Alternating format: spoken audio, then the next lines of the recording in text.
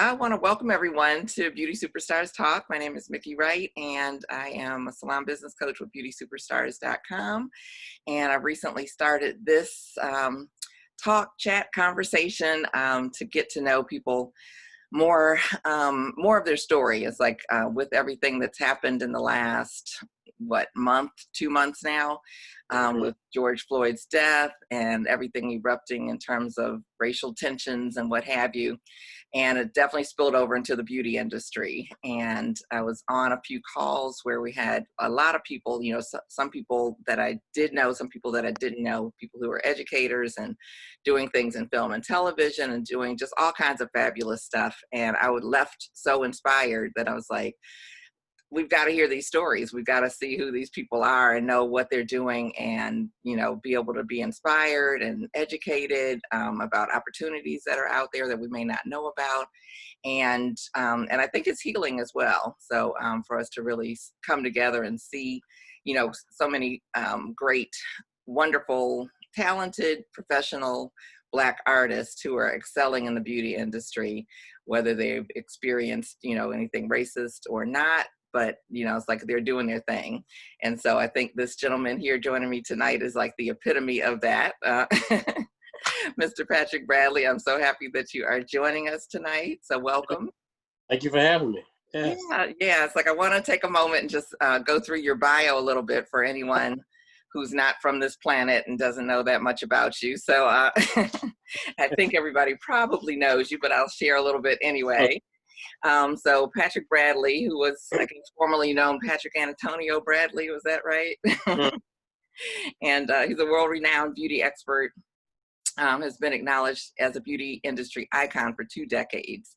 His God-given talent inspires and enables him to be innovative and imaginative while creating trend-setting hairstyles and show-stopping makeovers, capturing the attention of artists around the globe. His bold styles have been featured by Dudley Products, Farouk Systems, Naked by Assations, and just to name a few. He was also the artistic director for Dudley Products, a creative director for Farouk Systems. His work has been displayed on more than 80 national and international magazine covers and billboards around the globe.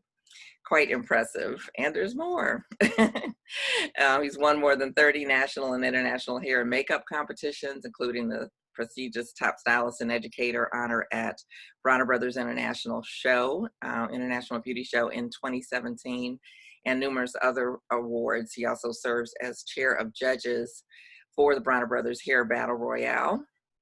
And another notch in his belt in 2007, started his own styling team, Team Hollywood. And you guys have an amazing group of more talented artists that represent you all across the country. And I think that's so phenomenal. You have your professional product line, which we'll talk about a little bit tonight as well with P Element. And it was a venture with Naked Assations. And so definitely love to hear more about that, on the product side. And of course, he travels around the world, expounding his haircutting, coloring, hairstyling skills, and sharpening his craft as an international editorial photographer for stylists around the world. His imagination as a hairstylist and makeup artist knows no boundaries. And I think we'll just stop there. So how are you feeling hearing all of that? I've been busy. I'm tired. You've been busy, yes. Absolutely. Yeah. So tell us. But just hearing all that and just know that I've been doing hair for 25 years. Uh-huh. Like I just got out of beauty school like 7 years ago. Right, so right. It just goes and goes and goes and goes. I'm telling you, it flies. Yes, absolutely. We could even see that with being home, kind of locked down for COVID. Yeah. It's almost August. I'm like, how did that happen? Yeah, I mean, it's like almost less than 5 months before Christmas. Exactly. Yeah. And it's just like, whoa, you look up and 20 years has gone by. So yeah, just like that. Exactly. So tell us how you got started in the industry. 25 years ago, where were you? Who were you? Yeah, 25 years ago, I was in the military. I was in the Army, and I wanted to be, just like I am now, I wanted to be one of the best in the military. So whatever the highest rank in the Army was, that's where I wanted to get to. I was dating a young lady in the Army. She was a hairstylist, And I knew back then she was making like 6 figures. I'm like, oh wow, you're making a lot of money, Right. Hair stuff. I said, that's good, thumbs up. But I ended up getting out of the army, and then I moved to Italy. I worked for a company over there, and I was making about 200,000 plus a year, tax free.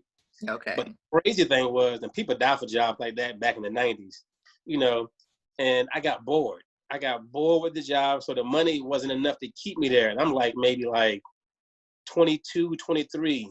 I have a condo on the beach. I made 2 BMWs, all the money I wanted to make, and got bored. And then they said, well, what are you going to do? I said, I'm going to quit, and I'm going to go to beauty school. It was like, you going to do what?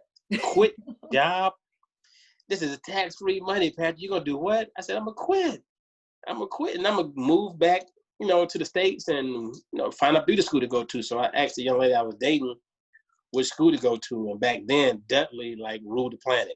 Right. So she go to this school called Dudley University. So she said, go there. I went there, and the rest is history.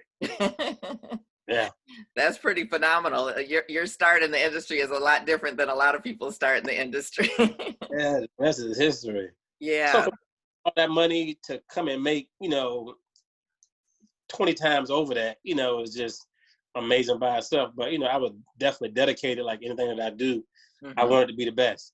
I wasn't just going to come in the industry and just, settle for being average. So, I saw you, I saw Barry Fletcher, Floyd Kenyatta, and all the other people out there. I'm like, well, whatever they doing, I'm just going to copy them, and I'm going to try to go from there. Okay. Yeah. Well, you absolutely have. It's like you just gone. Yeah. Yeah. So one of the things with color, this is our hair color month, and so you're our last, and it's like I think we're ending on a bang here with you and hair color. But one of the things, just thinking about how we've transpired between like 20 years ago, there was some demand for hair color, some of us that were doing hair color, but nothing like today where people are requesting it. Like, we've got all the different colors, we've got color lines, we've got all of this stuff that's going on in the industry color wise. And I was like, a lot of times Black stylists had been very timid with hair color. And so they hadn't even really been wanting to learn, or if they learned, they still weren't, comfortable, putting a actual color on a client and saying, or knowing that this is how it's going to turn out. And so we've gone from there, not that long ago, to all of these fabulous colorists in the country. And I started thinking, it's like, I think that Dudley really started educating Black hairstylists on doing hair color. And I think that's was the seed. And it seems like you kind of picked up the ball. There's a couple of, other educators obviously out there, that are excelling at helping more Black stylists to become colorists. But is that something that you would say is accurate, since you have the Dudley background? Yeah, absolutely. I mean, back when I first started, especially if you was doing relaxer, and most back in those days got relaxers. And if you got color, the whole program, you got to wait 2 weeks later to do any color or anything like that. And if people got color, it was normally black, brown, and red, temporary. And if they got blonde, it was just honey blonde. You just put the light, let it sit there, and you take it off, and that's how you leave out the door. Yeah. So now it's like golly, it's 1,000 times better now because of education.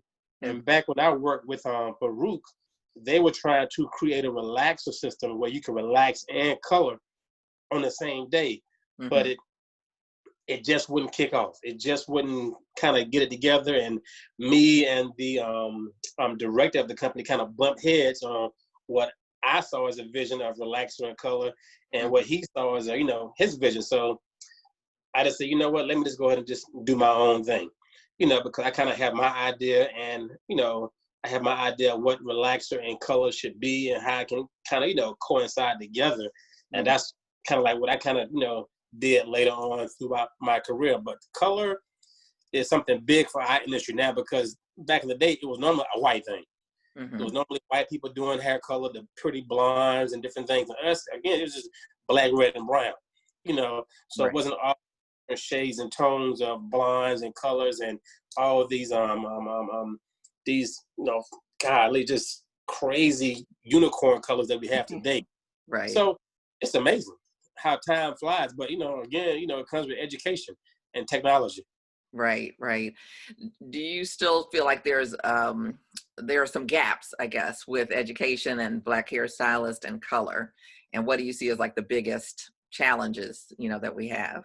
Education, because every time I post something, I'm just speaking for me, every time I post a relaxer and color on the same day, you get people commenting like, well, I want to see her hair in 2 weeks, or I want to see what her hair looks like in a month. I'm like it's going to look the same way, But I think what it is we've been educated so long, and it starts at beauty school.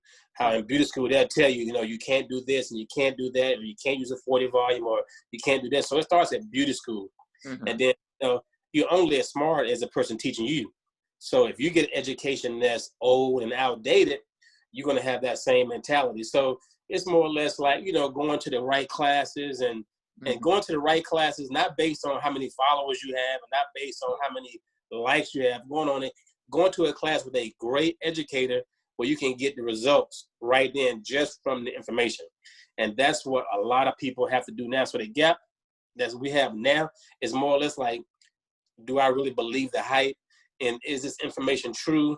And, like, I want to see the hair, a month from now break off because I don't believe, because this is what I was taught, and different things like that.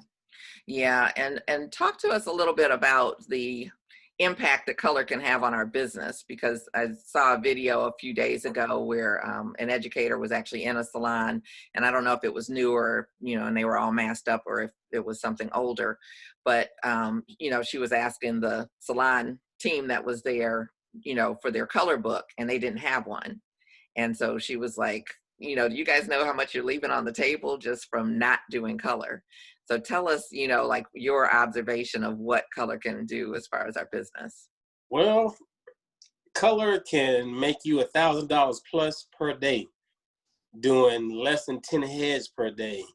You can do a couple of heads a day. I know my wife does it now. She may do 3 or 4 colors, and she's bringing home $1,600 in a day.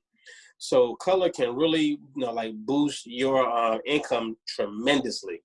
I don't think people should do color less than 150. I'm talking about tiny hair or a couple of panels. So by doing, let's say, I love numbers. So let's say if you do 3 colors a day at 150, you know what I'm saying? Or even if you do, let's say 200, that's $600 with 3 colors. Right. That's not including the other, if you're doing 10 heads, that's not even including the other 7 heads you got to do. So that's an easy way to achieve. If you want to make $1,000 per day, or you want to make more, that's an easy way to go about that. Because color, just like anything, once you do one beautiful color, it's going to attract people that want to get beautiful color. And if you're doing relaxer and color on the same day, or relaxer and color in general, it's going to attract more people that want to keep their relaxer and get color. Once you do one very, very well, her hair stays on the head, you attract all of her friends. And that's even more, because with me, I'm charging $400 plus for relaxer color on the same day. $550, $600 easy. Okay. And I don't even know if I really welcomed everybody, but it's like, I hope y'all are listening. And if you have questions, to put them in the chat box if you're on the webinar, so that we can leave a little time toward the end to get to them. Or if you have something that's kind of pressing about what he's talking about right now, because I think it's so important that we really bridge the creative with the business and the money-making piece, that I want people to get it. So if you're saying like 150 a day, I mean, not a day, of per client, minimum with color, and like your example, 3 clients, that's 450. No, that's 600. Where do we? Oh, okay. I know you said 200, so it's 450 with 3, or if they charge 450 is still good with 3 people. Exactly. And we're in a, I want to call it post-COVID, but we're in the middle of COVID right now, world where we literally can't do the double booking. It's like, I don't know if you're doing 10 clients a day anymore, but it's like, I'm advising people to kind of space it out so that they have some time to clean, because we really not only have to sanitize the salon, but sterilize it in between.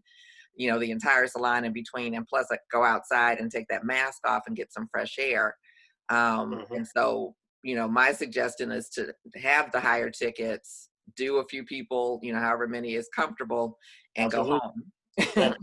And a lot of people are loving that more than the 10 clients a day. Absolutely.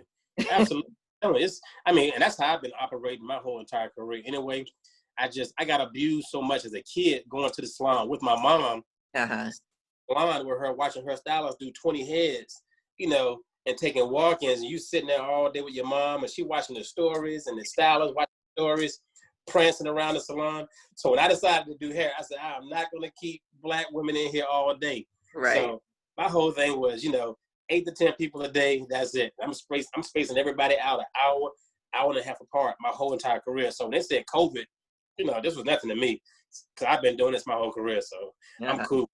I'm with you on that one. But this is the time now to up your prices. This is the time. So tell us how to have that conversation, because I think that's the challenge for a lot of people. It's like, when you say raise your prices, it's like we get stuck. And so what would you suggest as far as like a conversation or posting something in your salon, or what's your thought? Well, to me, it's no conversation. If you're already great at what you do, these are the prices. And I always use simple guidelines. If you go to the grocery store tomorrow, Miki, all right, and let's say eggs is your favorite food. Watch this right here. Does anybody from the egg department send you any information saying eggs are going to go up in next week? No, haven't gotten that one. Does beans, steak, does anybody send you a letter saying that they're going to go up? Or when you get there, or is that the price? That's usually the price. Yep. There it is. There's no competition. If you're great at what you do, you're professional, you don't have your clients sitting there all day long, you're doing great work. When you go up, that's what you're doing. You going up is no explanation, it's no nothing. When you go to Louis Vuitton, the prices never go down. When you go to Chanel, the prices always go up. So nobody's sending you a letter saying, hey, we going up, we going on sale, we doing this. It is what it is. You're great, and they should expect you to go up. Plain and simple, no conversation. So tell us what happens. Like, how do you present that at the end of the service or the beginning of the service? How are you doing that? Well, I went up due to, me wanting to get a raise, or you can say, hey, because of COVID, we had to adjust our prices, due to this or that. But, forget COVID, just if COVID never happened, were you going to go up on your prices? I would hope so. So, I wanted to go up on my prices, because your client is not going to tell you, hey, I got a raise today, Miki. You can charge me more now. You're never going to hear that. And your client's never going to take that, because she'd be cool with the same $20 shampoo and service that she got, 20 years ago. I hope that nobody's doing that. That's what I want to hope. I hope not too. But the thing of it is, you just go up. And then even if she doesn't want to pay that at that time, well, this is what the price is, And my thing is, I gave myself a raise. Well, my clients never ask. My clients been coming to me for, 10, 12, 15 years. They still today ask me, how much is it, Patric? How much is the service? How much is it? What do you hit me for today? So nobody just assumes that this is what the price is today. Right. Every client, if you had a video camera, just watch all my clients, they'll all ask the same thing. How much is it? Because they don't know whether I'm going to go up, because they know who chair they're sitting in. And you should have the same feeling about your brand. You are the Louis Vuitton of your era. You the Louis Vuitton, you the Chanel in your city, but you have to, make sure you educate yourself, make sure you study all the time, make sure you research all the time, and it's going to show in your work. So your clients, they're going to be prepared to pay you that extra money. And if they're not, then you get out, and there's somebody else ready to take your seat. Okay.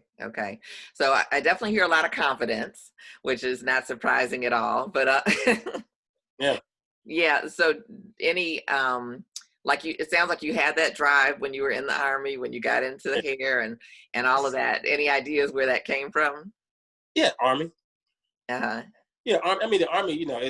They always kind of set you up to be, like better than the enemy. When I was in Desert Storm, so they teach you, when you go out here, you're a guy. Nobody's going to kill you.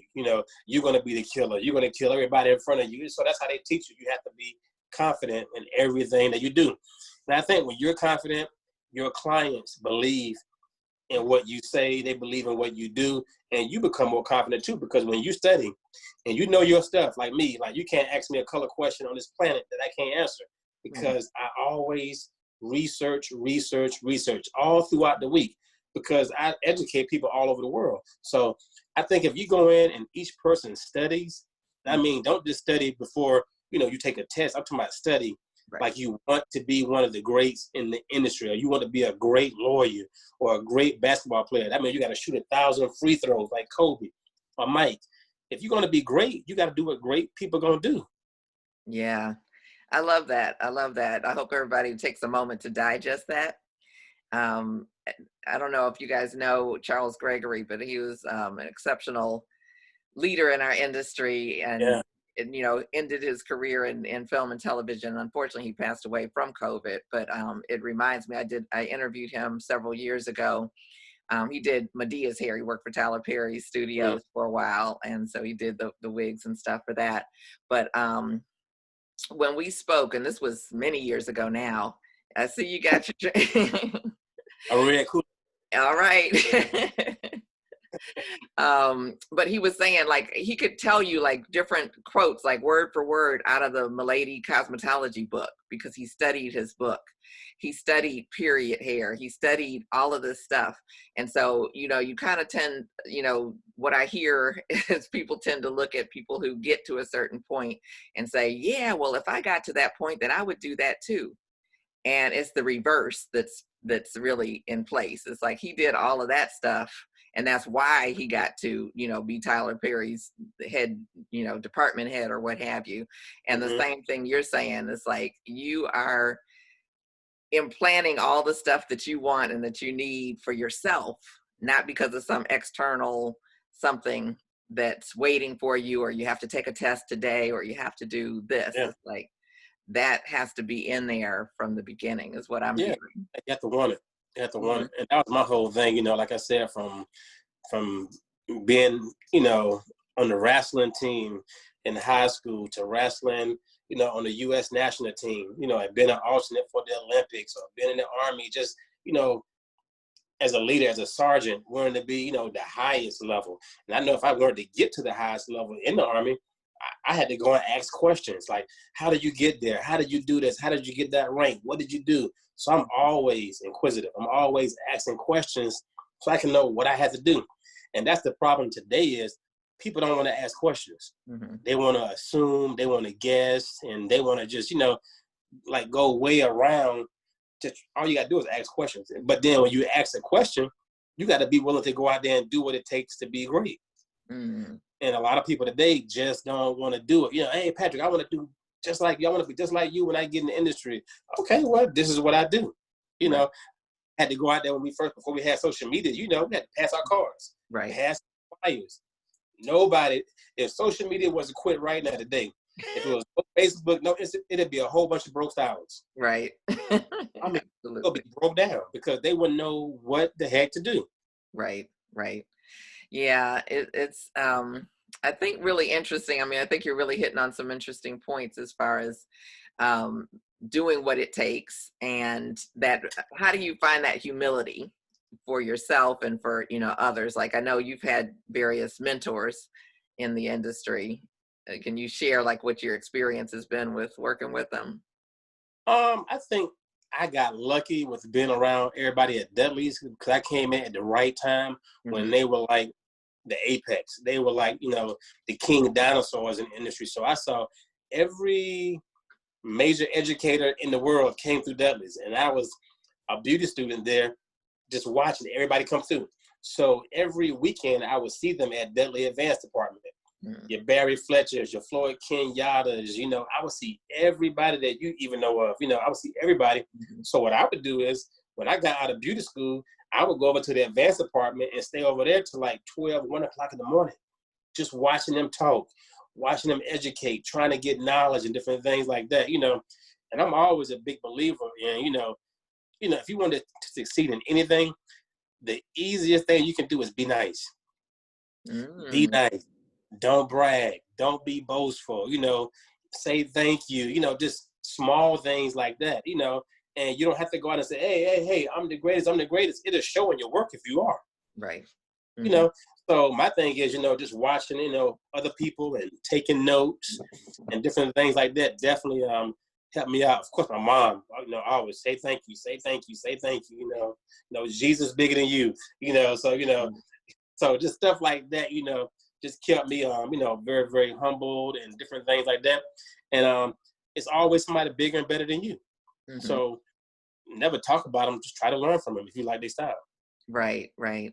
Yeah, I posted an interesting question the other day. It's like, can you learn from someone who you don't like or who doesn't like you? And that was from one of our other interviews with Joy. Probably heck no. There's a lot of people today, you know, this hater thing is like, it's ridiculous. Like, I you know, that people will probably go to their grave because they don't like somebody and don't want to learn from them. So they go to their grave just hating them versus just like, you know what?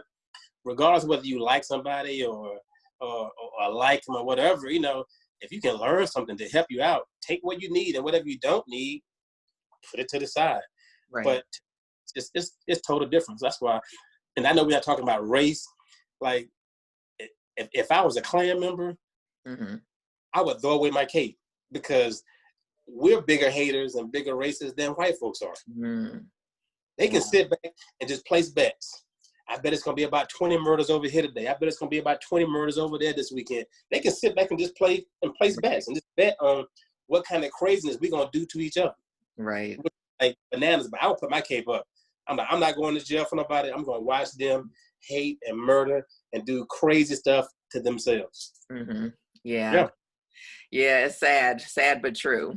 But I love, you know, that you've always been a person to elevate people, you know, to be that beacon of light and to be that showcase of this is what it's, you know, this is what it takes to do what I'm doing, and that level of excellence. And so it's like, I always love that about you, and, you know, all the educators that are out here doing something, it takes that, you know, to be able to get to that level in the first place, but not everybody maintains it over a long period of time. I think that's better too when you help people, because I think you get more out of it. I mean, you're an educator too. I think I learn even more when I'm educating people, because you're like, oh wow, I can do this, I can do that. So you're teaching, but you're still learning at the same time. Right. Yeah, and plus you have to prepare to teach, that people don't always think about that piece. And that's how Beauty Superstars originally got started, because I was doing the hair part, you know, on stage and all of that. And like you, people come up, it's like, oh, I want to do what you do. And it's like, do you really want to do what I do? You know, it's like, because, what'd you say? I said all those long hours. Yes, is, you know, leaving the salon after working all week and jumping on a plane, not getting to eat, go to model call up, you know, at 4 a.m. in the morning to get prepped, and, you know, all the things that go into it. And, you know, most people are just like, oh, you know, like, well, I don't really want to do that, you know. Yeah, this is a vacation for me, so I'm enjoying this. I know it's not going to be this way for long, so I'm enjoying this little vacation here. Right. So what are you like in COVID, you know, COVID land for you? Because you're not traveling, obviously. Are you back in the salon?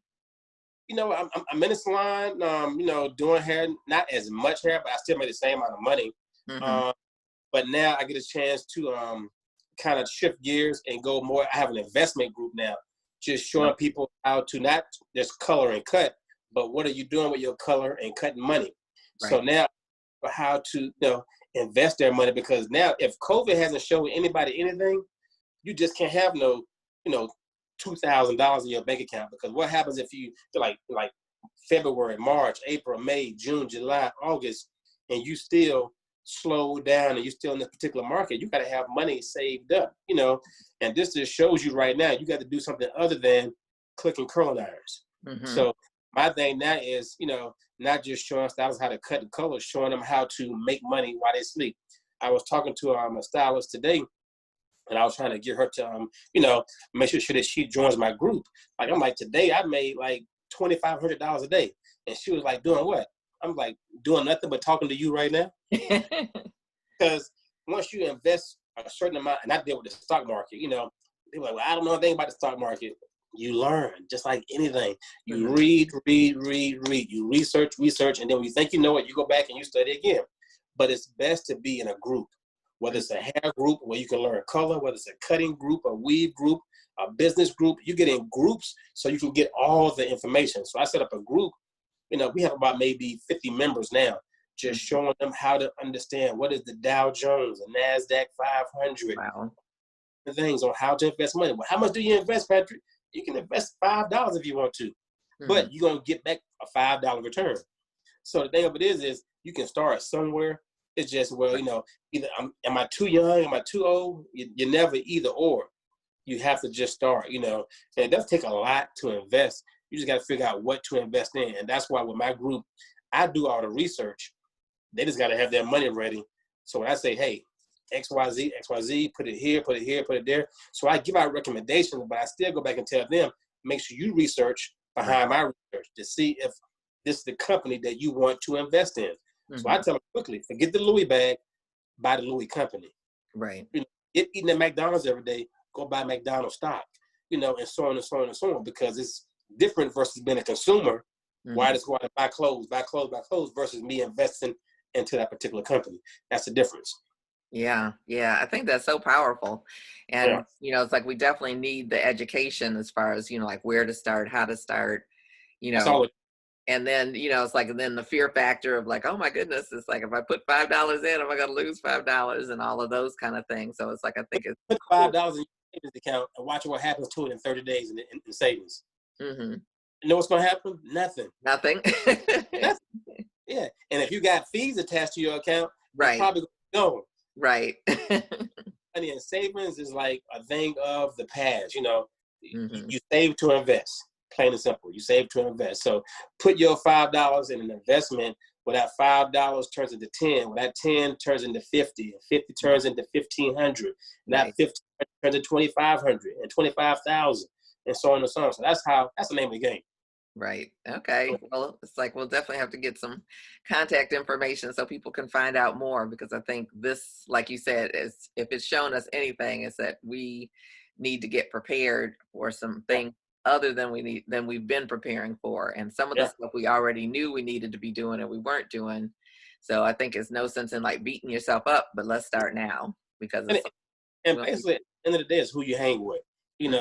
So you're a group of people. Like, would you rather be in a group of people that are broke, or would you rather be in a group of people that talk about making money and talking about stocks and investing and different things like that? Because broke people are going to only generate broke people's conversations. Right. Millionaires are only going to generate millionaire conversations, and billionaires, the same thing. So it's all about who you hang with, and then once you get the information, what kind of actions are you going to take with it? Mm-hmm.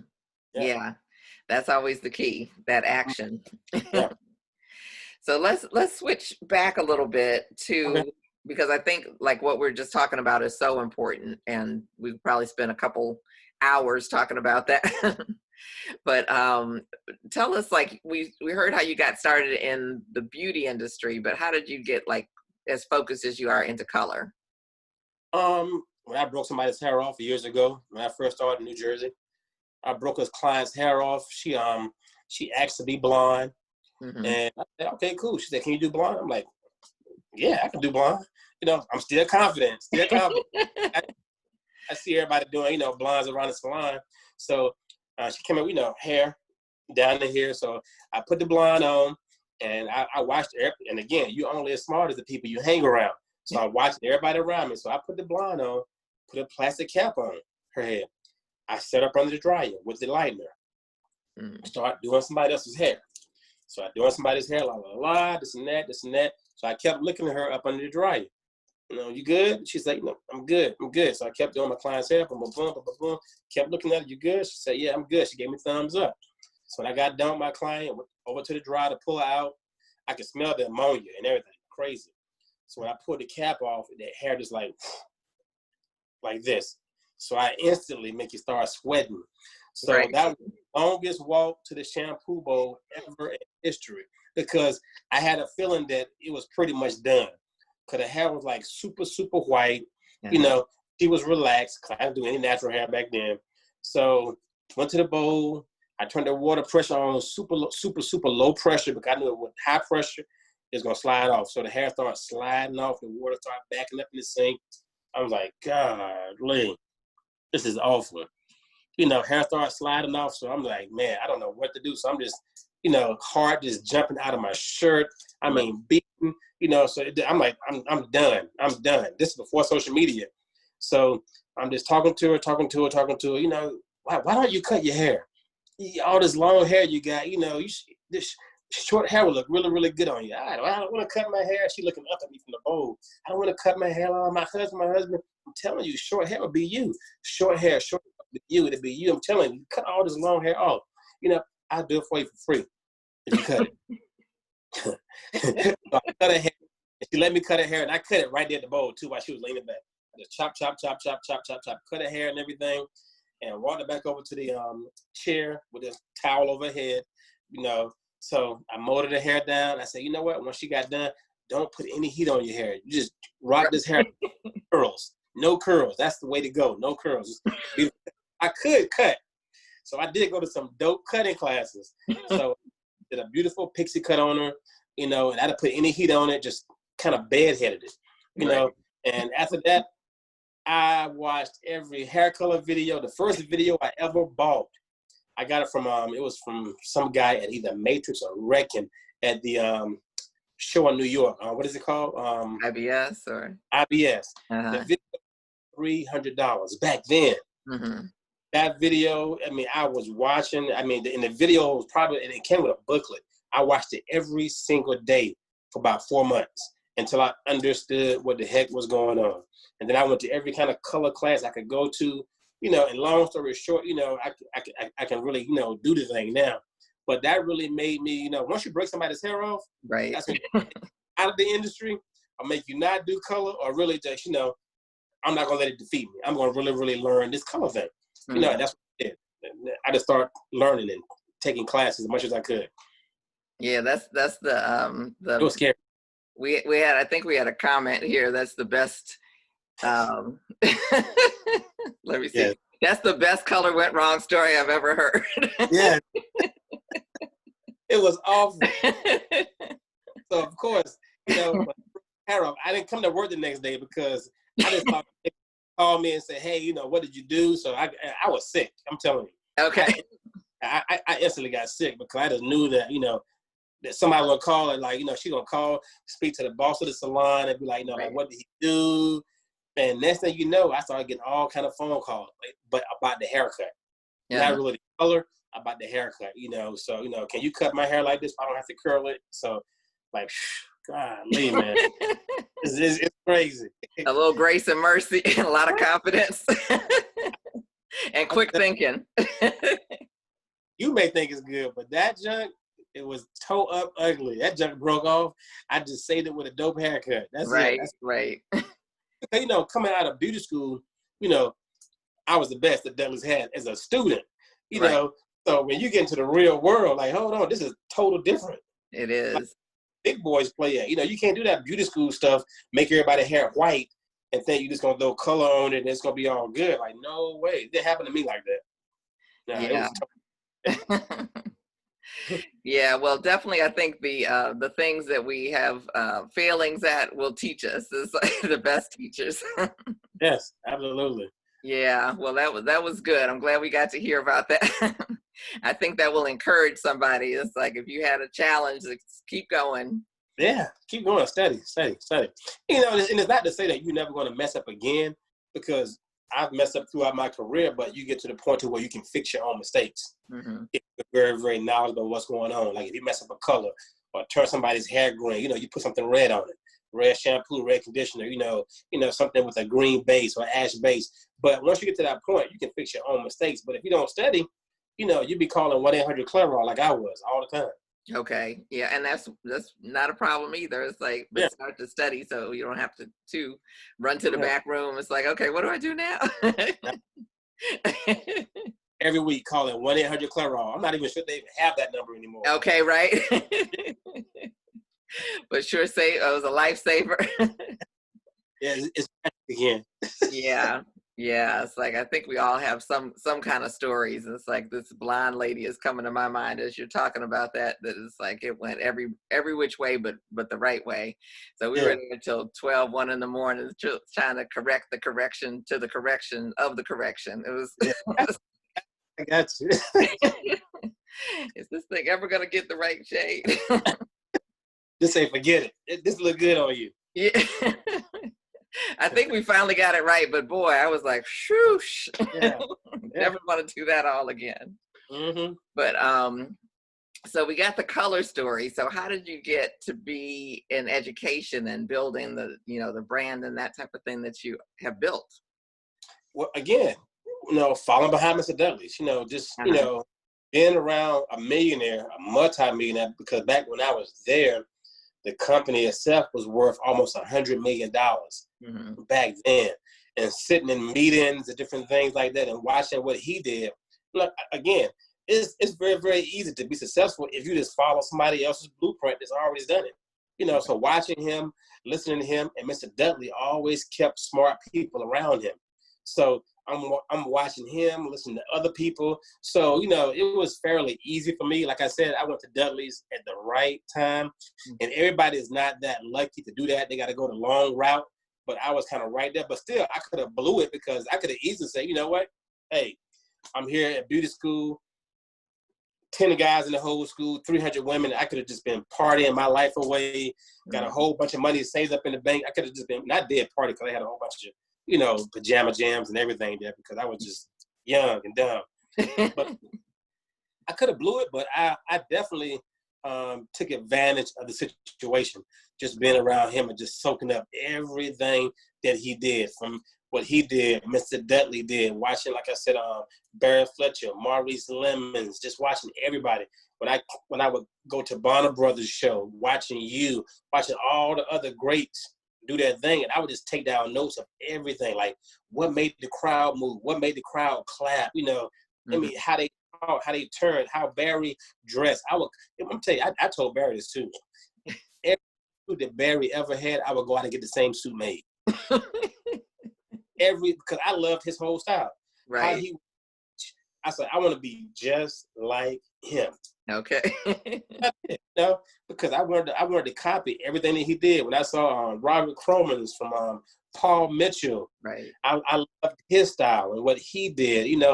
Tony and Guy, Anthony Muscolo, Tony Muscolo. I saw all their styles. So everything I kind of saw around the world from different people that I saw, I just kind of picked up different things and just added it to my own thing, and just kind of, went with it and made it my own. Right. Yeah, it's like that's powerful to hear, just seeing and taking in the notes and taking in, the mental notes. And because I would venture to say there are a lot of people there when you were there who didn't take that ball and run with it. Yeah, 3. Yeah. Only 3 people out of all the people that I know. I mean, like one person, I went to school at Dudley's. Of course, he did Michelle Obama's hair. When she was in the office with Obama. Johnny. Johnny. Micheline Barber. She came out maybe like about 2 or 3 years before I did. Okay. She's doing great with her thing. And like I said, who else? Kia. I think you had Kia on before too, right? Yes, Kia Artistically. Yeah, me and Kia went to school together. Who was that? Kia. Kia, and who else? You broke up a little bit. That was it, just Kia. Okay, with you, she was in my class. In your class, okay. She can tell you everything crazy that I did. She'll tell you. I might have to have her back again. Just for that. Yeah, so it's like I said, it's only a handful, maybe 4 or 5 people that have really, really excelled. But that's just I guess my view of excelling, because everybody excels at where they want to excel, because everybody don't want to be in my spot. Everybody wants to be at their own level of success, But as far as like being educators on a global level, maybe like about 3 or 4, Right, right. Yeah, yeah. But I mean, I'm always fascinated by people who are successful and hearing their stories and that type of thing, which is why I love, just having these conversations and getting to know the person, because it's like you see you on stage and you have a certain perception of, it's like, oh, well, this is who Patrick is and what have you. So Yeah, it's yeah. like, I love getting behind the scenes and hearing the stories that got you there, because it's like none of us just, stepped up one day and it's like we were great colorists. And you know what though? The funny thing is with Dudley's, they actually threw me on. I was an assistant with Dudley's. I never dreamed of actually being on stage. I was too nervous to speak in public. So somebody got sick at the summer show at Bonner Brothers. The summer show back in the day, it was huge. Right. And sick, and they called me to come be an educator and take their spot on stage. I'm like, what? Go on stage and say what? Like, gotta go on stage. I'm talking about, I was sweating buckets of water. So I went on stage. I didn't say one word. I don't think I said one word. And then when it was time for me to leave, back then we had stoves. The stoves, big stoves. I turned the stove off, but I forgot, and I picked it up with my hand and burned. I mean, I screamed so loud inside. Oh my God! It was because I was so ready to get off stage. I picked the stove up with both my hands. Oh my God! You couldn't see any prints at all. I mean, it was. I was done for like 3 or 4 days. Wow. Yeah, that was my first time getting on stage, but they forced me to go on stage, and after that, I was like, oh wow, I like this. This is dope. Dope to see people kind of standing around watching you do whatever you do. Right. Yeah. So how did you get, because your story sounds a lot like mine with being on stage for the first time where I had to speak. How did you get beyond that part? Well, again, just watching other educators, watching them and watching what they did. And then Mr. Dudley, they would have speaking events every at Dudley's. I'm not sure if you remember that, but they had speaking events every Tuesday that Micheline would get in and other people would get in and just talk. I never got into them, but I would just watch them and watch how the crowd moved and watch how the crowd reacted. I'm like, golly, that's dope how they doing that. Never knowing that I would be up there one day doing that. And just, and I say, let me just go ahead and give this thing a try. And then when I end up getting better and better and better at what I was doing, people started noticing. And that let them, needed an art director. They needed an artistic director. Barry had did his thing, and Maurice Lemons had did his thing. And of course, I said in beauty school, hey, I want to be like Barry. So here's the opportunity. Do you want to do it? I'm like, I try it. I can do it. So I end up following in Barry's footsteps doing that. So I was forced to do it. I was kind of forced into that position with, being able to talk in front of people because that's what I had to do. So every day I had to speak in front of new stylists that came into Dudley's to get educational classes. So, and then of course traveling and doing the same thing. So if I knew I had to travel, I knew I had to study. I knew I had to get better. And I watched a lot of talking videos and speaking in public videos and different things like that, which I hated. I said, let me just find my own little way and do my own. I said, I want to be comfortable, doing it. I'm just going to shoot my own thing on stage. And that's what I did. Yeah. That's what to be. Yeah, but it's inspiring because I think sometimes people think that people are born with, the knack for it, or, born with a microphone in their hand. It's like, okay. I was definitely scared to death. Definitely scared. No microphone in my hand at all. Okay. Yes. So I hope that encourages someone to be able to know that you can get beyond, where you think you can get to do the things that you want to do. I gotta go out there and try. Yeah, definitely. So, I mean, you've been at this a little while. So how do you maintain, and, you've probably already answered it for us, but like your definitely your work speaks for itself, and, the technical side, the creative side, and all of that kind of stuff. But how do you feel like you keep yourself so relevant in this evolving industry? I think it's more or less like just researching and seeing what other people are doing around the world, and right now it's at your fingertips. Right. So you can go to Korean hairstyles, Nigerian hairstyles, UK, Barbados. You can just travel all around the world just with your fingers, seeing what other people are doing. And then anybody that's great in the educational world right now, I'm always close with them to see what they're doing, to hear what they've done. I'm watching from a distance, looking at everything. So I stay busy researching to make sure that I'm on point with what I'm trying to do. And this being, trying to come up with, new ideas and, better ideas, with what I've already taught. And some stuff never changes, like color Right. is not going to change. Techniques may change, but the basics of color is never going to change. Green is going to always neutralize red. I don't care polishing nails or painting the house or painting the car or whatever. Some stuff is going to be what it is.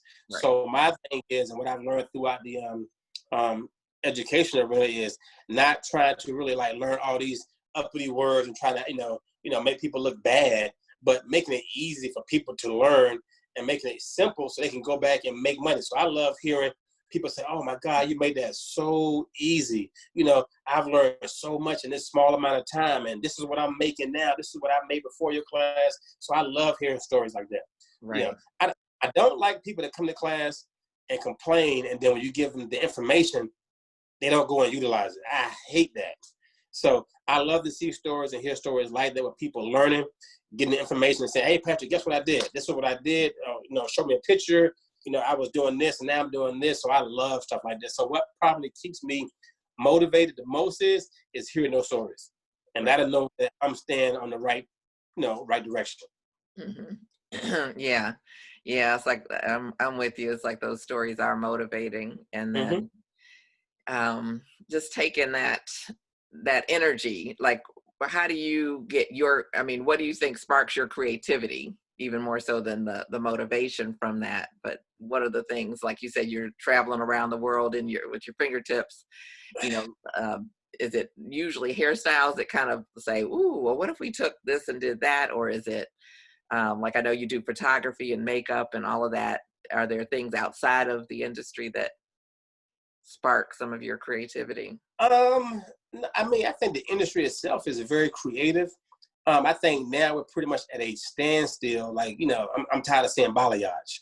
Everything is balayage. Like, is there anything new? So, just watching old stuff, being able to like tweak it and do something different with that, So I'm always looking at older. So I'm going back to look at older stuff now. Okay. Just watching different ways that we can tweak stuff, and that's it. So that's my thing now, because everything kind of goes around in a circle. The sun is round, the moon is round, the earth is round, so everything kind of repeats. Like waves came back, I'm not a big wave guy. I love waves back in the 90s, but I'm not going to do them today. But I don't care how pretty they are today. It's not me. Mm-hmm. But I think it's just trying to just figure out different ways of just doing old versions of different things like that, and I try to put myself, I try to put myself on a pedestal in a good way. Mm-hmm. So I try to force myself. If I'm supposed to be this great, then what am I doing to be great? So I force myself to go out and study. I force myself to go out and just like, research, because if people say, oh, Patrick, you're this, Patrick, you're that. Okay, well, that's cool. I'm glad you see that. But now I got to make sure that I'm really that. So I make myself, I force myself to go out there and research and educate and research. And that's why I did the relaxer and color on the same day. Like, see, you can do this thing, and I think as a kid, this is why, I wear hats like that, Muhammad Ali, because what he inspired me to say back then was, I'm the greatest. And I think everybody should have that same mentality, but just like him, you got to put in work. So if you're going to be one of the greatest, you can't just say you're the greatest and you don't have anything to show for it. You got to put in work. So I don't mind people saying, Patrick, you're the greatest, you're good, you're this, you're that. But I got to know for myself. So I force myself to go out there and study and try to put out some great, authentic type material. Mm-hmm. And it's hard. Yeah. Well, you're doing it. It's like that one image I posted with the blonde with the kind of smudge and the red. It's like that was edgy. I like that. Blondes and Surpass DVD. What is it? It's from the Blondes Are Surpassed DVD. Okay. Yeah. Blossoms of the Past. Okay. Mm-hmm. And so, one of the things I did want to talk to you about is like relaxers. Like, so many people have gone natural. What has you still using relaxers and still having relaxer available for us to be able to use in our salons? I just love relaxed hair. Mm-hmm. I love relaxed hair. I mean, I came in the industry when that was, the thing to do. Mm-hmm. Nobody was natural back in those days. So right. I think people shied away from it because you would listen to, relaxers broke my hair off, relaxers did this, relaxers did that, And just like anything, no, the relaxer didn't break your hair off. It was either you doing your hair at home or either your stylist going through with a fine tooth comb, making your hair bone straight. So I'm saying to myself, and this is me at Farouk, why wasn't Farouk's system working in the, I forget the name of the product, but I think it was Deep Brilliance. And I'm pretty sure they probably got it together now. Mm-hmm. But why couldn't we get relaxer and color to coincide together? Either the relaxer was too high or either color just had straight ammonia in it. Mm-hmm. So my thing was to kind of figure out both of them. Why is the hair breaking off with just relaxed hair by itself? Why? Because the relaxer was too strong, and then B, we too busy making the hair bone straight, listening to the clients. And I think they had a relaxer called Bone Straight back in the day. They still don't have it today. Yeah. So it just misinformation, and people just, I'm one to say never listen to the client. Because the client, she just comes in and she just, can I get this? Here's a picture. Can you see this? And I want her look. No, but that's not you. Right. Her hair, her face, her texture, her density. We're going to work with what your hair can give us. Right. So with relaxers, my job was to make the relaxer easier on the hair and make it what it's supposed to be. It's supposed to relax the texture, not make the hair straight. Right. So that was my whole focus with that. And then, creating a lighter line that could be put on relaxed hair that can make both of them live together without breaking off. But of course, the education is what really, really makes everything move, because people could take my relaxer and they could take my lightener and screw it all up if they don't educate themselves. Yeah, I'm sure that would be easy to do, actually. Yeah. If you don't get some education. Yeah. Yeah. So do you have colors or you have the lightener only? Yeah, we have a lightener system, and then we have our hair paints, which are our direct dyes. So we have red, yellow, blue, and white. And then out of those 4 colors, you can make over 140 different shades. Okay. And I like that because that's what they taught you in beauty school. I mean, they said that. They said, hey, with primary colors, you can make any color in the world. So I'm like, all right, well, let's see. Right. That's it. Yeah, so that's my whole thing. I said, well, we really can't do that. So that's why I came out with the white. Because with the white, now you can make every color in the world. Now we can take this rich red, and then once we start adding white to it, you can start making pink. Mm-hmm. And so on and so on and so on. Right. Okay. Yeah. And so those don't have a developer component with them. They're just direct dye. Straight dye. And you can make blondes, you can make anything you want to make, but of course you just got to know how to mix. That's all it is. Okay. And so you're typically using that over hair that's been pre-lightened, or use it on natural hair as well? Use on natural hair as well. Both. Okay. Yeah. But of course, if it's pre-lightened, you'll see it. Right. Right. Yeah. Just with, like everything that's been going on in the industry, and because Black people are doing so much more color, it just stands out to me that we don't really have any, and maybe I'm wrong, but I don't know of any other lines that are produced or manufactured by Black companies with all of the color, choices that we have with a lot of the, traditional lines. So I'm just wanting to see what options we do have to support Black businesses. And so the P Element lightener sounds like it's great. It sounds like the direct dyes. Oh yeah, it goes with ammonia free. It gives you up to 8 levels of lift. It's a violet-based lightener. We have a built-in bond builder, so it lifts and strengthens the hair at the same time. Mm-hmm. And the reason why I did the hair paints, the primary colors, is because why would you go out and buy 160 shades when you can make 160 shades and spend less? Right. So basically, you just taking your smarts and learning how to mix. You can make any color you want to make. Mm-hmm. Okay. Versus buying this one pink off the shelf. But what happens if that pink runs out or you can't make that same pink? You know, so my thing is, why not learn how to make 5 or 6 different shades of pink, 5 or 6 different shades of, you know, greens and coppers and different things like that, and then save money. Right, right. Same. And that absolutely makes good business sense. So definitely. So we had a question as far as like wanting to know your product color choice. I think that we answered that, but if not, you can put something else back up. I'm not sure about that question, but we also have a question as far as, is it good for gray coverage? The direct dye just depends on how much gray coverage you have. I wouldn't really utilize it. I would say maybe like about 20% or less for gray coverage. Anything over that, you want to use a demi, you know, or something, you know, with a N series involved with it, you know, right, for things like that. So demis are, of course, a lot better, but with temporary colors or direct dyes, 20% or less gray. Right. Okay. Okay. And about how long do they last? You know, between 8 to 12 shampoos. It just depends on how much the client shampoos the hair, and if they're a client that works out a lot. So it's going to be based on different individuals. Okay. Okay. And will it cover well on natural hair, or it does need to have some level of say again. You have a little visitor, it sounds like. My mom came and picked up, but she didn't want to leave. Oh, okay. Question again? With the colors, the direct dyes, can they be used on natural hair, or do you have to have some level of the cuticle being, you know, raised for them to work well? No, any type of hair. But of course, anything. Well, here I have this right here. This is called P-Fected. This is our porosity control spray, and you never hear anybody hardly talking about porosity.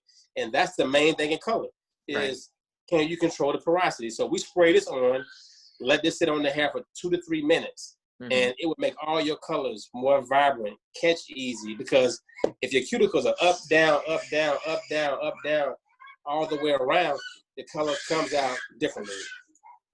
My little girl is off. She is missing her daddy. Uh-oh, you broke up a little bit.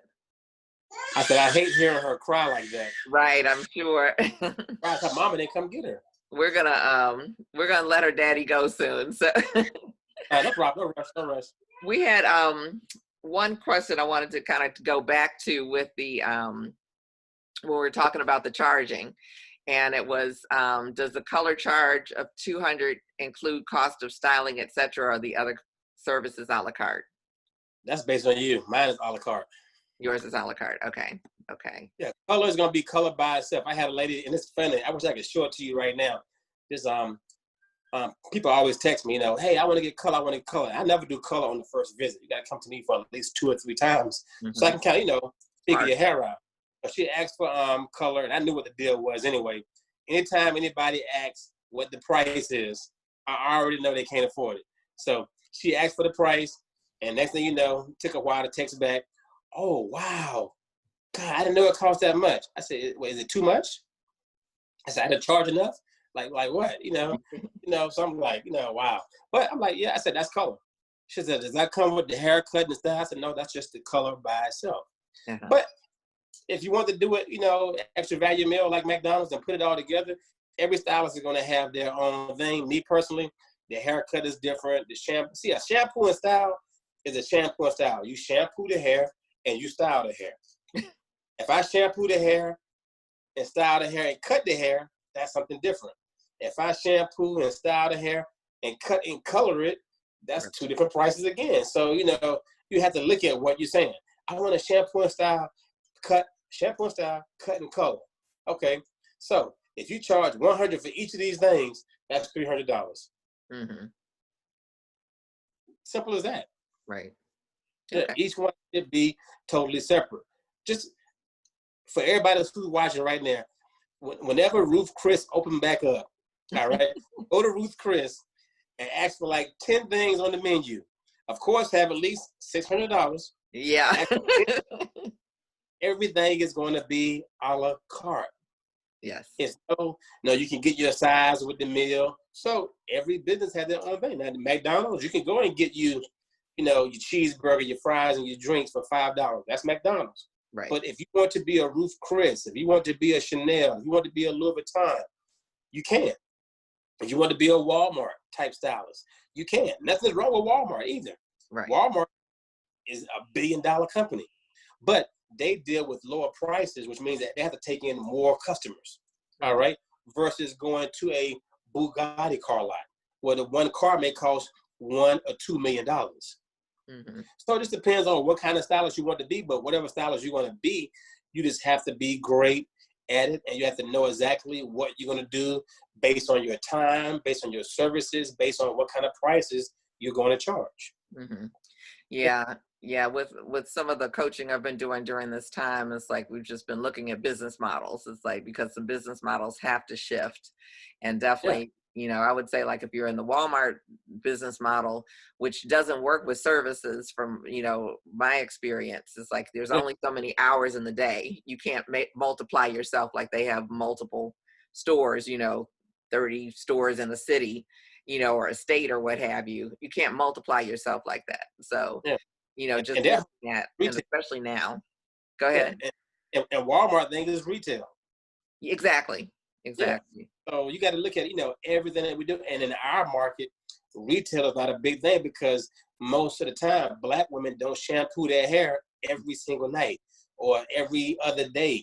So retail in our market is going to be a little bit lower than a Caucasian market. So when you're figuring out, what you want to do, what type of market are you going to, gear your work towards? Caucasian market, a Black market, like whatever it is you want to do, then you got to figure out what kind of stylist you want to be. Right. Yeah. I think those are important things to really look at, especially right now when we're kind of going back. For many of us, we were shut down for that period of time. It's like, I hope that we're kind of assessing, like, where do we want to go from here? Because some of us didn't have things that were working. You better have some investment in it, because this could happen. This could happen every single year, and you got to be ready with some investment set aside for something. You want your money to work for you, because like, what are one of the main things right now that Bill Gates is invested in? He invested in pharmaceutical companies. Mm-hmm. Why? Because the whole entire world, at least a portion of the world, is going to have to get vaccine shots. Mm-hmm. So now you got to invest in which pharmaceutical companies should you invest your money into. I have about 4 companies I invest in, and guess what? Every last one of them makes money every single day. Right. So, the cool thing about hair is, be great at that. That's what we call earned income. Exactly. When you stand behind, you earn your money. And then you have your, your passive income, where, you may make a book or write a book, and it makes money for you on eBay all the time. And then you have portfolio income, where you have, your stocks and your bonds and your ETFs that make you money while you sleep and make you money while you're at work. So those are the 3 types of income. But standing behind a chair, if you don't stand behind a chair, you don't make any money. Right. Which means if you don't have any money saved up in investments and different things, you're not going to make anything, and you're going to go down and you're going to kill yourself. You're going to bury yourself in the ground because of that. Wow. That's deep. Yeah. That is deep. And we've got another question here with, do you have a course or system on the relaxing and coloring each day? The same day? Right there. Wow. Yes, this video right here shows you how to relax and color in the same day. I'm doing 2 models. One model, we're doing the full relaxer on right there in front of you. I'm doing the color on it, everything. I even put the cell phone up to the screen so you can see the date and the time. So you know that we didn't edit it and we didn't come back a week later and do it. And the other model, she was already relaxed. We just came in and put the color on, because you're not going to get every client that comes in, hey, let me get a relaxing color on the same day. So we did 2 different versions of that, and beautiful haircuts, beautiful color, but just really, really explaining everything step by step so you can understand it. All right. Okay, so tell us the name again. You broke up just a little bit. Exodus. Okay. Yes. And if I could, before we get off, I have a special for all your viewers too. Oh, okay. That would be wonderful. So thank you for that, Patrick. Exodus. I think Tiffany was asking how to Yeah, pronounce it. Yeah, it and broke you'll up. see it on the website. So you'll see that right See, there. it's coming in backwards for us, I think. Oh wow, what should I turn? I can't turn it. Which way can Right. That helps, right? Yeah. Yeah. But Oh, it's Exodus. Okay. yeah, Xodus. Okay. Great. So, yeah. So tell us like any secrets you would say, other than, it's like definitely diversify your income, to stylists who may be coming into the industry. This is an interesting time to be coming into the industry. Mm-hmm. But any advice you would say to someone who's, coming into the industry or wanting to get into, educating or building their brand even online Yeah. or. Well, I would say right now, if you're first coming in, I wouldn't really get into education right now at Mhm, all. I would build my clientele up first. I mhm, would build my clientele up first, and then, as far as being an educator, I would let that kind of come to you.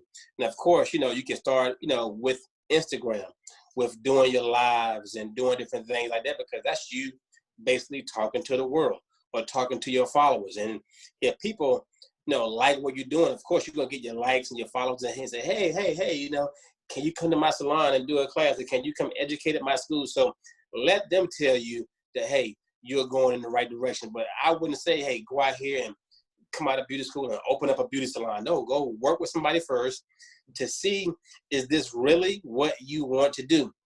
Follow a good blueprint first to see all the mhm. ins and outs, because owning the salon is just not about paying the mortgage. You got all the light bills, the water bill, and stuff breaks down. And, but I don't want to work with anybody. I want to work by myself. Then you're in the wrong business. That's why I'm not really a big fan of suites. Mhm. Even though they do it, I like the open concept of being around the Mikis and the other stylists, so you can look around at everybody and learn and see what they're doing and get advice. And oh well, in my suite, we can walk around and we can everybody have their door opens and different things. But if you're a person and you don't really go to educational classes a lot and you don't really go out to classes a lot, it's going to definitely stunt your growth. So that's me personally. I like the open concept, but of course, this is a new thing now with the suites and everything. But I would say, with being an educator, make that one of the last things you do first. Build your clientele up, because you can't help anybody grow if you can't help yourself out. So you have to have some kind of, longevity and some kind of answers showing people how to do this, or failures. Failures are great. It's great. Exactly. It's great because now you got something to talk about. You got some stuff to talk about and different things like that. So just with that educational thing, it'll come to you. People will let you know, hey, you should go up in your prices. Hey, you should be an educator. Hey, you should do this. Hey, you should start your own line. And that's how I started my own line. People Mhm. kept asking me, hey, when you gonna start your own line? When you gonna start your own line? I'm like, own line? I'm like, never. So yeah, I got to the point to where I said, if the next person asks me when you gonna start your own line, I said, I'm gonna tell them today. And somebody asked me this at a show in California. That's why I got the word in Hollywood. Somebody said, hey, Patrick, when you gonna start your own line? Today. Okay. And I didn't know how I was going to start it. I didn't know what the concepts were or what I was going to do. I knew that I had been around other great people. But after that, I had to just, today. Because I'm like, if people are saying that, that means that I need to go out here and at least try it and do it, because they're liking what, they're liking something that I'm doing. So, I think with that, you have to create your name first. Forget trying to open up a salon. Forget trying to be an educator. Forget trying to start your own products first. Get a good name first. That's your brand. Your brand is your name. Patrick Bradley, that's my brand. Your name, you being nice, you being friendly to people, that's your brand. And then if you have a good name, this could be awful. People are still buy because they like you. Right, right. But this could be great. If they don't like you, they're not going to buy it. So Mhm. you have to be liked first. That's very, very important. Create a nice name. And then when you create your brand, like Patrick Bradley was already established in the industry before I came out with this. Right. So when I came out with this, it was like, oh, I know Patrick Bradley. I'm pretty sure it's probably good. Let me try it. And then, of course, it wasn't that great in the beginning, but I had to get used to getting into this product game and getting the ideas and, hearing this is bad, change this, change that, change this. So you have to learn as you go along. So that's what I did. Yeah, yeah. But I love that as far as like creating your name first, like getting your styling together and Yeah, like you say, making the mistakes so that you have some reference points for helping people, to get through yeah, some things. yeah, absolutely. Or you're gonna have a storage full of products. Yeah, yeah. And I think being, we talked about humility early on, but it's like being humble enough to work for someone is very educational. So you Yeah, can learn. And then like the prices you're spitting out, what I found in the industry is that we're timid about our pricing. And yeah, if we start out on our own, we never raise our prices very yeah, much. yeah, And if we start out in a salon that already charges this, you got to learn how to fix your mouth to say that. And so when yeah, you go out on your own, it's like you are already here and your whole career ends up being so much further along yeah. than Now I always tell people in classes, you got to do mouth exercises in the morning. do You what is know, mouth okay. exercise. You got to look in the mirror. After you get finished brushing your teeth, you got to look in the Uh-huh. mirror. 400, 300, 500, 400. You got to say those numbers. So when somebody asks you a certain price, you're so busy saying, 50 and 30 and 40 or 100. Say 400. Like, what's wrong with saying 400 for a hair color? Uh-huh. You got to get your mouth used to saying that kind of stuff. And Right. of course, once you study enough and you research enough and you know your stuff and you've done enough mouth exercises, the client turns around. Well, how much? It's 400.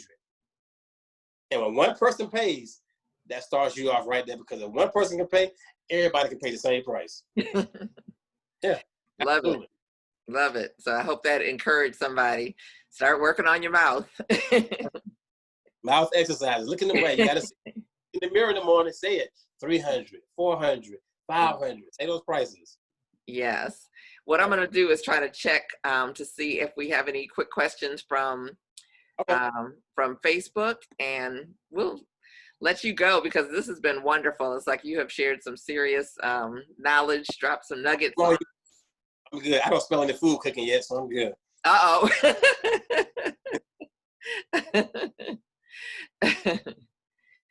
um, oh, okay. Someone was saying porosity got lost someplace, that it is very important with color, but people have forgotten about it. Yes. Yeah, you hear people talking about formulations and this kind of formulations, this kind of formulations. Well, what happens if the cuticle is shut? The Right. formulation is not going to work at all. Exactly. Yeah. And the cuticle is like this. Oh my God. Now your formulation is going to work like overkill. Right. So Or wash right out. yeah, so you have to be able to control the porosity. And I'm surprised that I'm surprised this is not one of our biggest sellers. It's a big seller, but to me, this right here should be going like every single week. People should Right. order 4 or 5 bottles of these if they're doing color, true color, Yeah. because what this does, it takes, if the client comes in, you can't really look at the cuticle and see if it's like this, or this. So what it does is it makes the whole cuticle the exact same. So when you do your color, all your color comes out even and vibrant. Mm-hmm. Yeah, people out here, they just throwing on color and rolling dice, hoping that it's gonna come out good. And next thing you know, they're taking pictures of only the good side of the hair. And then we calling them colorists.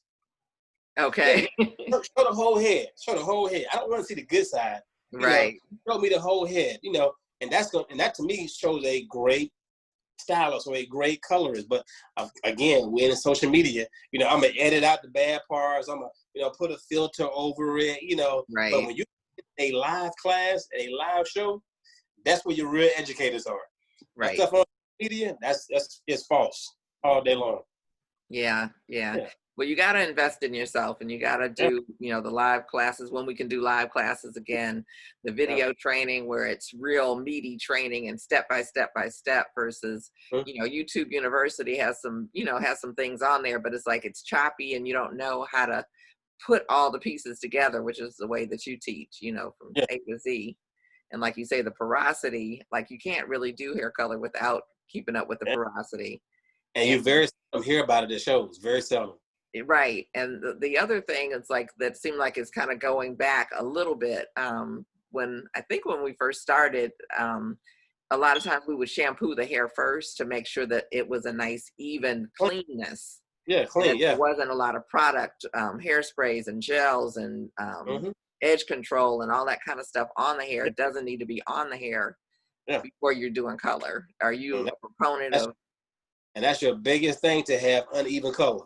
If you go in there, you got product on the hair, you definitely gonna have uneven color. Now you're gonna spend the rest of the day trying to make it even, you know, trying to fill in blotches and try to fill in dark areas. So why go through all that? Just study and understand what's going on. Now, this is another video here called, I know it's backwards, but it's called I Know Color.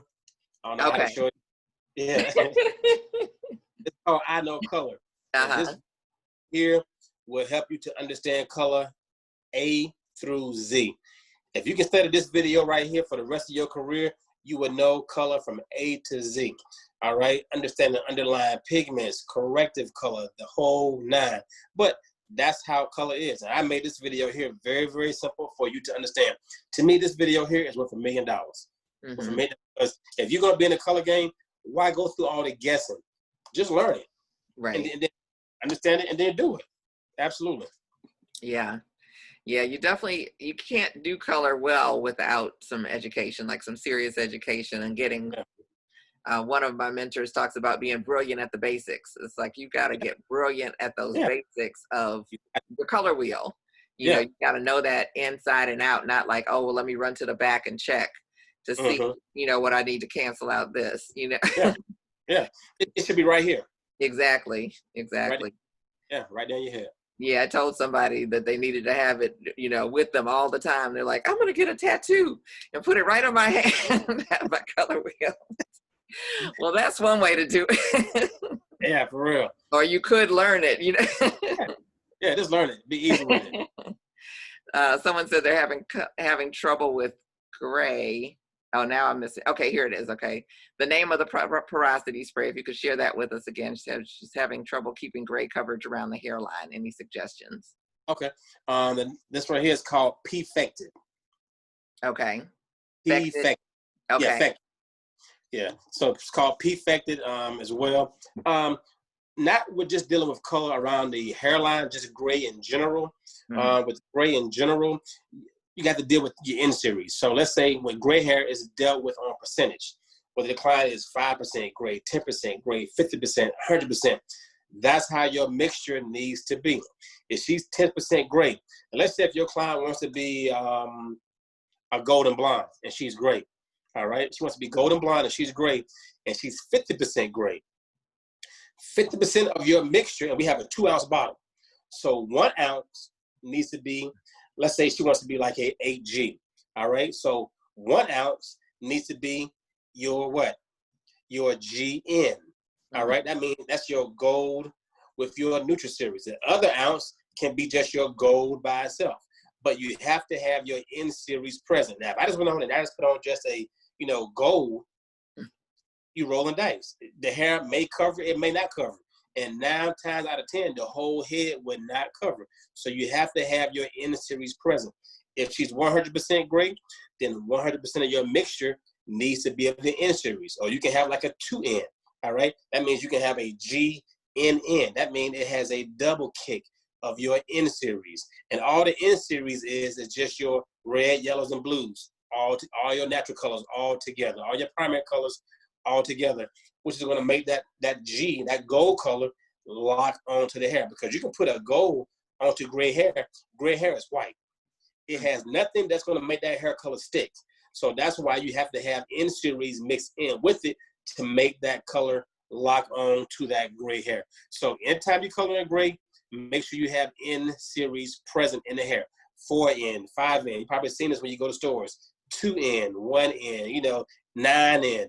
All this is it's great for gray coverage, or it's going to have your neutral series involved with it. Yeah. Sounds like it's a great tip. You know, definitely making sure that you've got that understanding of the gray hair as well as the rest of the hair. But the gray hair without pigment has to have a little bit of a different formulation than it would normally. Yeah, absolutely. Yeah. Yeah. Well, I want to thank you so much for being here and sharing so much with us, so openly with us. Yeah, thank you. Thank you. We appreciate all that you've been doing all these years to make us better hairstylists. Thank you. Thank you. I got more to come. I'm still studying. I know. I can't wait. Yeah, so I think we're gonna call it a night, but it's like we appreciate you being here. I appreciate everybody that's on right now, that's watching, asking questions and making comments. There were some comments that I wasn't able to see earlier on Facebook. I don't know if you are on our Facebook group page on Beauty Superstars, but if you're on there or would like to be on there, it's like maybe we can, if there are any questions, maybe we can go through and just. Yeah, let me do a deal for you too, Miki. Yeah, definitely love that. Have a calculator right in front of you? A calculator? Yep, I do. How about that? Let me see if I can grab it real quick. Yeah. Okay. All right. With I Know Color, this is just the regular prices. With I Know Color is $220. Mm-hmm. With Exodus is $140. What's that total? That would be $360. All right, $360.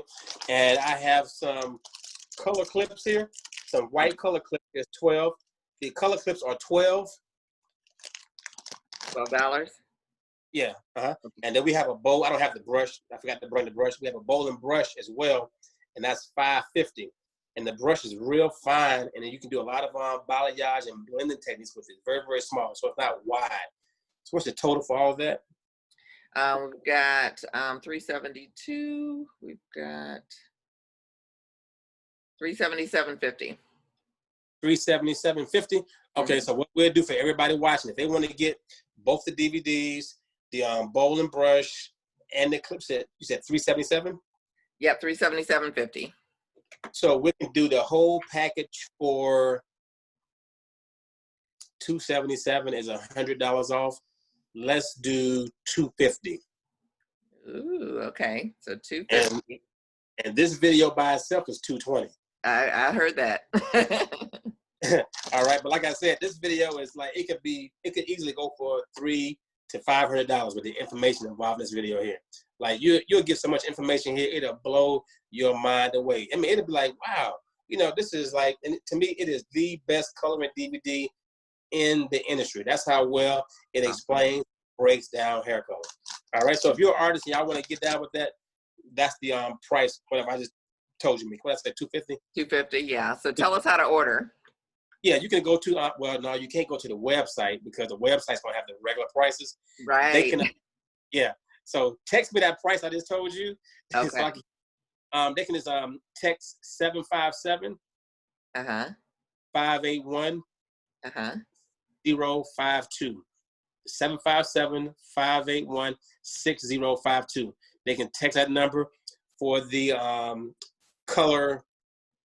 the Miki Wright color special. Okay. And that's how they got texted.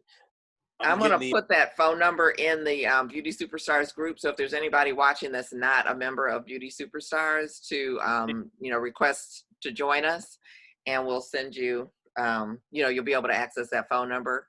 So if you have any challenges or anything, you can let us know. And we'll do that special up until Friday or to when, supplies run out. Okay. So Friday. Okay, ends on Friday or while supplies last. Yeah. Yeah, well, that's a great deal. It's like we definitely appreciate it. So and the P order off of patricbradley.com. Okay, great. As well as the lightener. Okay. Yeah. But to me, if you're going to get the lightener system is only $38. P Effect is $18.95. But to me, the main education is out of these two right here. Because you can get the lightener, as great as the lightener is, it's not going to do anything unless you understand color, plain and simple.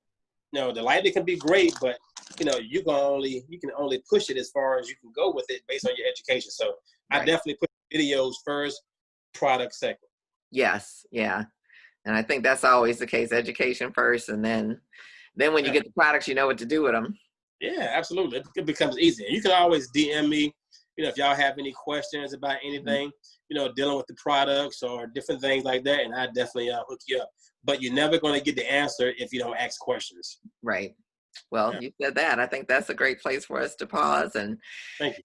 Oh, wow. So this has been good. It's like I have enjoyed myself, Patrick, and it's like I think the world of you. And it's like I'm so glad we were able to do this and that you were able to share so much with us, because we got branding, we got coloring, we got pricing. We didn't even know we were going to get that. It's like We got relaxed hair. We got some tips about salons, choosing your salons to fit your needs. So I think there's so much meat in here that I hope people really watch it a couple times actually, and really let it soak in. Put this on, like you said, when you're practicing your 300, 400, practice, have this, Yeah. listen to it and play. Yeah. And we're actually gonna expand it so it will be like on a podcast, so you can just set it up to just listen. So Okay, great. forward to that. Yeah. So stay tuned. Ready And to do it again. what'd you say? You ready to do it again? But strictly investing though. That's what I think. Okay.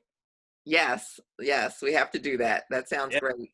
And we'll put up any kind of message or anything as far as how we can contact you about that as well. Yeah, you can join my group at pbinvestmentgroup.net. .net. So yeah, PB, like P as in Paul, B as in Bradley, pbinvestmentgroup.net. So when you go to the website, it'll give you all the information, and it's only $39.95 a month. That's it. But I'm going to show you how to make hundreds to thousands of dollars, per day if you're doing the right thing. So forget the fee, because with us, that's why we get stuck here. Oh, why I got to pay that kind of.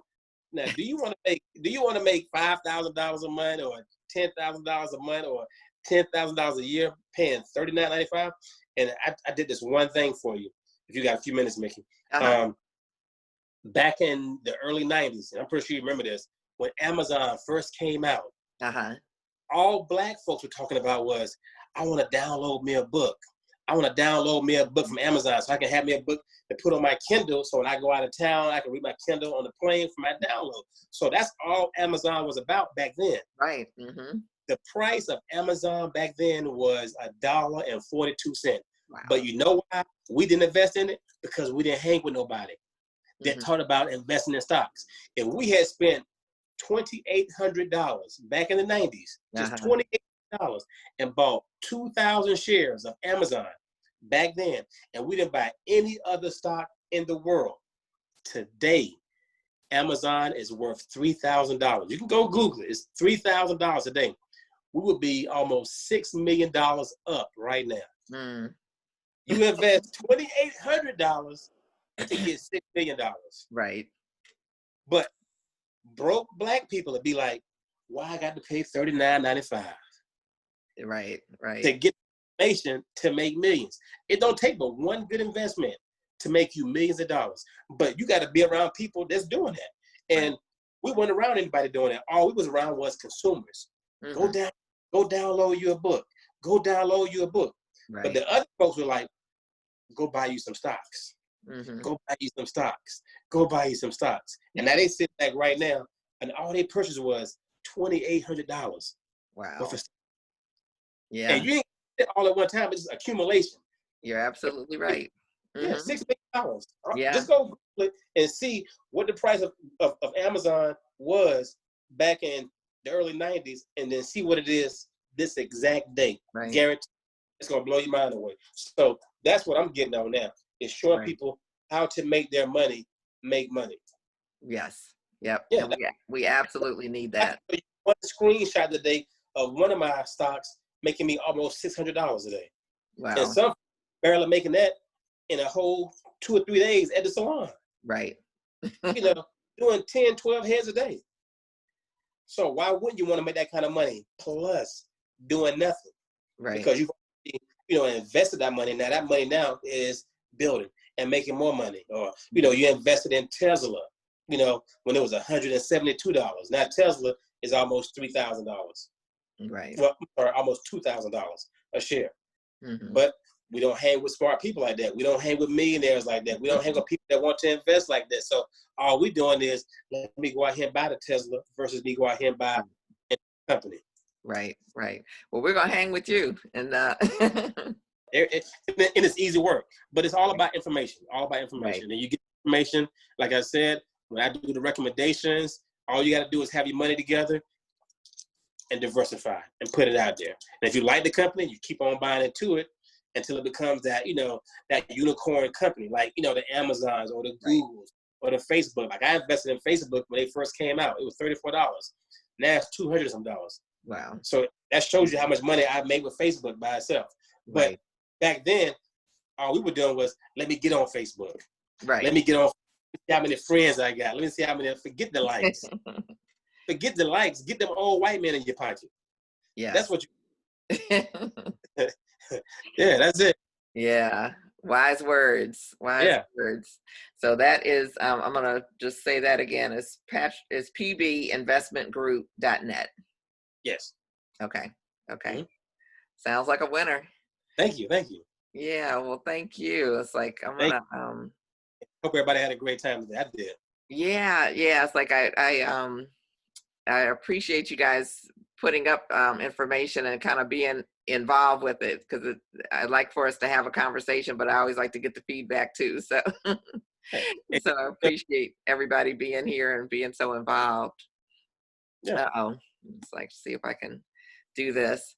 So I will again say thank you so much. It's like you have poured into us, and it's like we are gonna stay connected with you, take advantage of these great trainings and products that you have available. And like I said, listen to this over and over again and let it sink in and let it soak in while you're doing your practicing. And it's like, just recognize that Patric didn't land where he is. That Absolutely. it's like there were some steps that were taken to get there, and he shared a lot of it with us today. So it's like a whole lot of growing up in the projects. Okay. Eating cheese, all that stuff. It helped me out in the long run. What'd you say? I said eating a whole lot of government cheese. Oh, okay. Be out in the long run. Gotcha. Yep. It's like we all start somewhere, but it's like we get to choose where we go from there. So yeah. So I want to thank everybody for taking time out of your evening to join us. I want to let you know, one, I guess, is you can visit beautysuperstars.com. There actually is a gift there. It's like I'm concerned with everybody's finances as well. And it's like we've got like 7 steps to kind of get you in order during this time. So that's a free gift. So if you want to go on there and check that out, and to let you know, it's like I'll be back next Tuesday, and I've just put out the outline for next month's, which is Outside of the Chair. Next month's lineup for the interviews that we'll be doing here with Beauty Superstars Talk. And so I think first we've got Ralph Ochoa, so we'll be talking to us about working in film and television. And I know a lot of people are interested in that. What does it take? How do you do it? Right now a lot of them are shut down, but it's a great time for you to learn and kind of get inspired, if nothing else.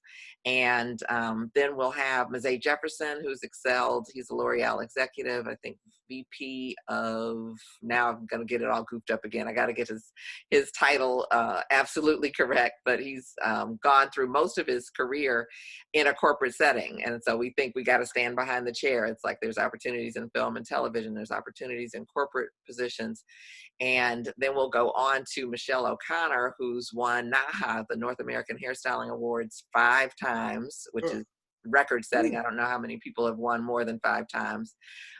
She's a beautiful Black woman, and the art that she creates is just phenomenal. She's an editorial stylist, and just take you into that whole arena of making your creativity expand, how she works with hair and texture and all kinds of stuff to create these images that are just blow your mind. So come and join us. And then I've heard her share, about some of the experiences of feeling less than because she's a Black woman, even though she has all these accomplishments and awards and what have you. And so we really want to hear her story. And then we'll have Kia Sterling, who's going to be finishing out that month for Outside of the Chair. And she does, I don't even know how to classify what she does, but she does editorial. She's on a team where they travel all over the world and create these dynamic presentations. And so it's like the skill set. She works Fashion Week. It's like there's just all these opportunities that we may not know about or we may not know how to get into. And so they're all going to share what's available to us besides being an educator or being behind the chair, or some of the things that we may know about. So that should be a really fun month. And then we're going to move into the barbers. So I'm excited about September. So we're lining that up as we go. So like I said, I've got about like 5 years worth of people I want to talk to. So I haven't even scratched the surface. And then nice. we're gonna bring Patric back and talk about investing. So hey. yeah, so I hope you guys will keep tuning in and sharing the word to get us more exposure and get more people, because it's like the nuggets and the knowledge that's coming through here is phenomenal. And great job. Say that again. I said you're doing an excellent job with it too. Oh, well, thank you. I appreciate that. Yeah, it's like it just feels like we are under celebrated. And so I'm committed to celebrating us and being able to put a spotlight where there's excellence, and there's so much excellence and we don't even know about it.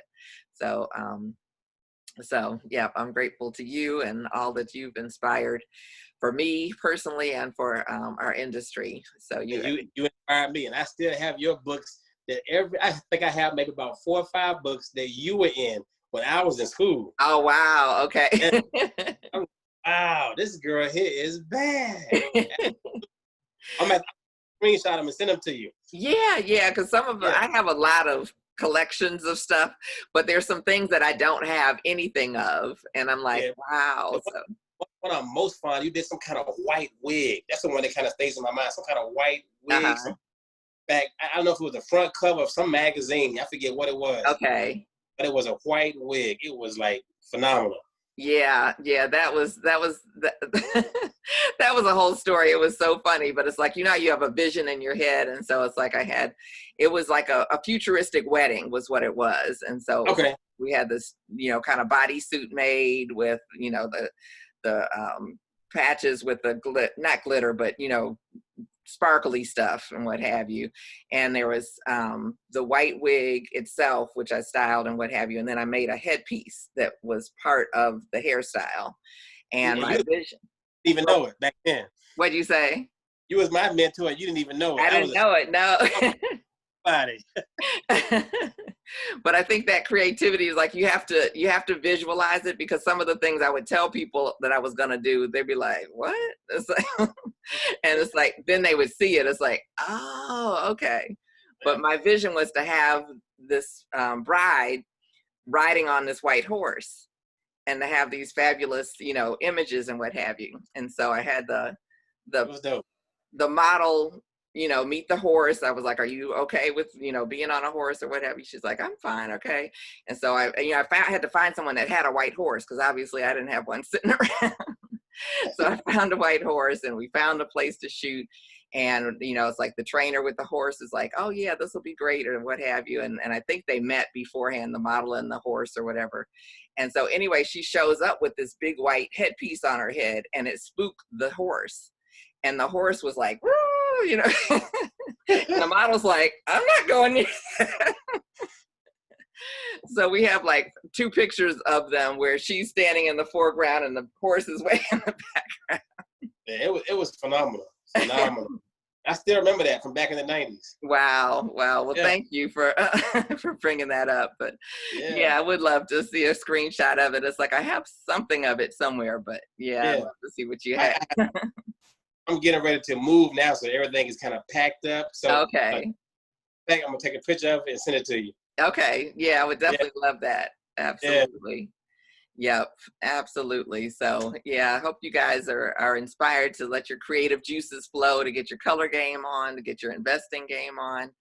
And keep following Patric, keep following me, keep following Beauty Superstars Talk, and make this industry just as fabulous as it can be, and elevate all of our games. I think takes it to the next level.